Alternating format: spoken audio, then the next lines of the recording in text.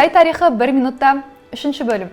Цин империясының негізі 1644 жылы қаланды. Тура осы әулетпен Қытайдың ең маңызды оқиғалары байланысты деп нақты айта аламын. Себебі 1757 жылы Цянлун деп аталатын император жабық есік саясатын бастайды.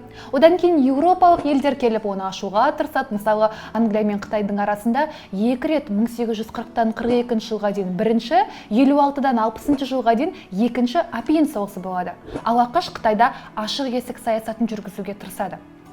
Ары қарай 1912 жылы болса, Қытайда Синьхай деп аталатын революция орын алды. Тура осы революция нәтижесінде Қытайда алғашқы республика құрылды, яғни Қытайдағы династиялардың билігі аяқталды деген сөз.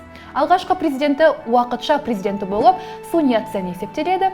1946-49 жылдардың ішінде тура осы Қытай республикасының ішінде азамат соғысы болады.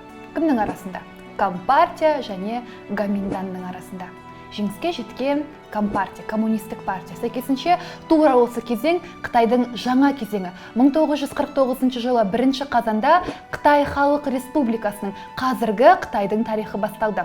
Алғашқы президенті Мао Цзедун болып есептеледі.